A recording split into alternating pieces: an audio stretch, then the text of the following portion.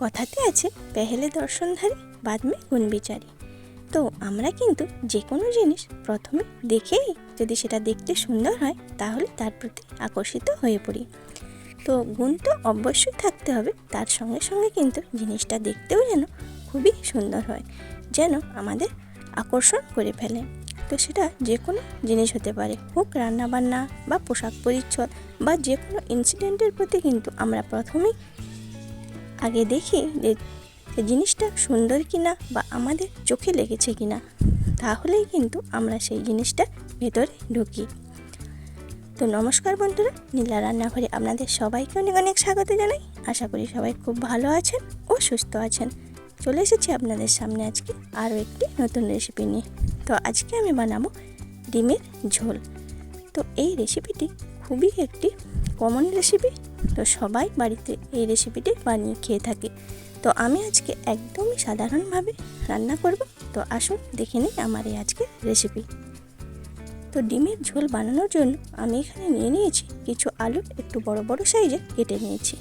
আর মশলার জন্য নিয়ে নিয়েছি পেঁয়াজ কুচি, টমেটো কুচি, আদা বাটা ও রসুন বাটা। তো ওভেনে একটি কড়াই বসিয়ে আমি বেশ কয়েকটা ডিম এখন সেদ্ধ করে নিচ্ছি।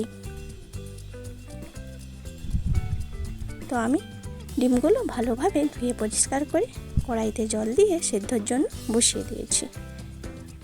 এখন আমি গ্যাসের ফ্লেম জ্বালিয়ে দিচ্ছি, দিয়ে ডিমগুলো খুব ভালোভাবে সেদ্ধ করে নেব। তো আমার সব বন্ধুদের অনুরোধ রইল ভিডিওটি স্কিপ না করে প্রথম থেকে শেষ পর্যন্ত দেখার জন্য। আর আমার চ্যানেলে যারা নতুন বন্ধু, আমার ভিডিওটি যদি ভালো লেগে থাকে তাহলে অবশ্যই আমার চ্যানেলটি সাবস্ক্রাইব করে আমার পাশে থাকবেন। তো দেখুন ডিমগুলো খুব ভালোভাবে সেদ্ধ হয়ে গিয়েছে, এখন আমি নামিয়ে নেব। তো ডিমগুলো নামিয়ে ভালোভাবে খোলা ছাড়িয়ে নিয়েছি। এখন একটা ছুরির সাহায্যে আমি একটু ডিমগুলো কেটে কেটে দিচ্ছি, অন্য কিছুই নয়, দেখতে একটু সুন্দর দেখাবে তাই জন্য। তো সব ডিমগুলো আমি একটা ছুরির সাহায্যে কেটে নিয়েছি। তো ওভেনে কড়াইতে দিয়ে দিচ্ছি পরিমাণ মতো সরষের তেল। তো তেল খুব ভালোভাবে গরম করে নিয়ে প্রথমে আমি আলুগুলো ভেজে নেব। তো আমি আলু সেদ্ধ করিনি, প্রথমে ভেজে নিয়ে আমি রান্নাটা করব। তো দেখুন আলু দেওয়ার পর দিয়ে দিচ্ছি স্বাদ মতো লবণ। তো আলুর সঙ্গে যাতে লবণটা ভালোভাবে মিশে যায় সেজন্য কিন্তু আলুতে আগে থেকেই লবণটা দিয়ে দিতে হবে।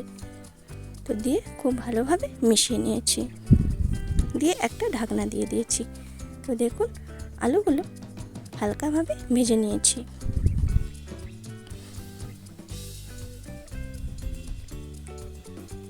তো এখন আলুগুলো তুলে নিয়ে ওই তেলের মধ্যে আমি কিন্তু ডিমগুলো ভেজে নেব। তো খুব বেশি লাল করে ভাজার দরকার নেই, হালকাভাবে ভাজলে হয়ে যাবে। তো দেখুন এখন দিয়ে দিচ্ছি স্বাদ মতো লবণ ও সামান্য হলুদ গুঁড়ো, আর দিয়ে দিচ্ছি সামান্য লাল লঙ্কার গুঁড়ো, যাতে ডিমটা একটু দেখতে ভালো লাগে। তো এখন তেলের মধ্যে নাড়াচাড়া করে ডিমটা ভালোভাবে ভেজে নেব। তো বন্ধুরা অবশ্যই আপনারা বাড়িতে এইভাবে একবার রান্না করে খেয়ে দেখবেন যে মাংসর থেকেও কিন্তু খেতে কিছু কম লাগবে না। তো দেখুন ডিমগুলো ভেজে নিয়েছি, এখন একটি পাত্রে তুলে নিচ্ছি। খুব সাধারণভাবেই রান্নাটা হয়ে যায়, তো খুব বেশি কিন্তু উপকরণের প্রয়োজন হয় না। এখন আমি ওই তেলের মধ্যে আরও সামান্য সরষের তেল দিয়ে দিচ্ছি। এখন ফোড়নে দিয়ে দিচ্ছি সামান্য জিরে ও দুটো শুকনো গোটা লঙ্কা, দিয়ে ফোড়নটা ভালোভাবে ভেজে নেব। ফোড়নটা ভালোভাবে ভেজে নিয়ে এখানে অ্যাড করে দেব কেটে রাখা পেঁয়াজ কুচি। তো পেঁয়াজটা দিয়েও সোনালি কালার করে ভেজে নিতে হবে।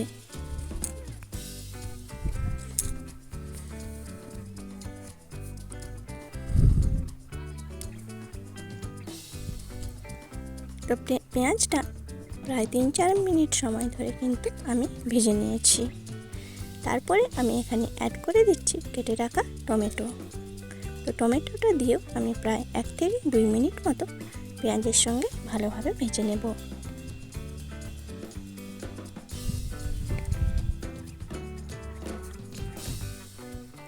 এরপর আমি এখানে অ্যাড করে দিচ্ছি 1/2 টেবিল চামচ হলুদ গুঁড়ো ও 1/2 টেবিল চামচ লাল লঙ্কার গুঁড়ো, দিয়ে ভালোভাবে কষিয়ে নিচ্ছি।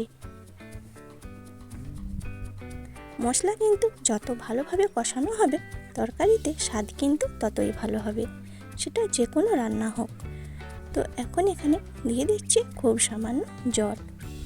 তো জল দিয়ে সামান্যক্ষণ কষিয়ে নিয়েছি। এরপর এখানে অ্যাড করে দিচ্ছি 1/2 টেবিল চামচ রসুন বাটা ও 1 টেবিল চামচ আদা বাটা। আদা ও রসুনটা দিয়েও খুব ভালোভাবে কষিয়ে নিতে হবে। তো মশলা থেকে তেল রিমুভ করা না পর্যন্ত মশলাটা কিন্তু খুব ভালোভাবে কষিয়ে নিতে হবে।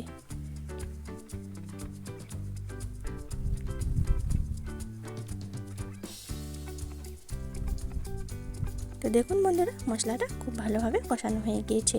এরপর এখানে দিয়ে দিচ্ছি ভেজে রাখা আলু। তো আলুটা দিয়ে মশলার সঙ্গে মিশিয়ে নিয়ে খুব ভালোভাবে কষিয়ে নেব।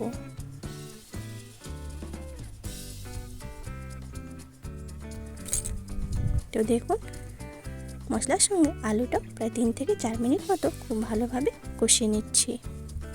তো আলুটা খুব ভালোভাবে কষানো হয়ে গিয়েছে। এখন এখানে দিয়ে দিচ্ছি পরিমাণ মতো জল। তো যেহেতু আমি এই রান্নাটা একটু ঝোল করব, তাই জন্য জলের পরিমাণটা একটু বেশি দিতে হবে। তো আলু কিন্তু প্রায় 60% মতো সেদ্ধ হয়ে গিয়েছে। তো বাকিটা সেদ্ধর জন্য আমি পরিমাণ মতো জল দিয়ে দিয়েছি। তো দেখুন আলু এখন খুব ভালোভাবে সেদ্ধ হয়ে গিয়েছে। তো এই পর্যায়ে কিন্তু আমি এখানে ডিমগুলো দিয়ে দেব। তো দেখুন বন্ধুরা, খুব সাধারণভাবেই কিন্তু আমি রান্নাটা করে নিলাম। তো আপনারাও কিন্তু খুব সহজভাবে বাড়িতে এইভাবে রান্না করে দেখবেন। তো স্বাদে ও গন্ধে কিন্তু একদম যেন মাংসের মতোই খেতে লাগবে। তো আমি ডিমটা দেওয়ার পরও প্রায় 3 থেকে 4 মিনিট মতো ফুটিয়ে নেব। আর এরপর এখানে অ্যাড করে দিচ্ছি কয়েকটা চেরা কাঁচা লঙ্কা। লঙ্কাগুলো কিন্তু আমাদের বাগানেরই লঙ্কা। আর তার সঙ্গে দিয়ে দিচ্ছি কয়েক দানা চিনি। তো চিনিতে রান্নার স্বাদের ব্যালেন্সটা কিন্তু খুব ভালো হয়। দিয়ে একটা ঢাকনা দিয়ে দিচ্ছি। তো 3-4 মিনিট পরে দেখুন রান্না একদমই রেডি। এই পর্যায়ে আমি এখানে সামান্য গরম মশলার গুঁড়ো অ্যাড করে দিচ্ছি। এতে রান্নার সেন্টটা কিন্তু খুবই সুন্দর হয়।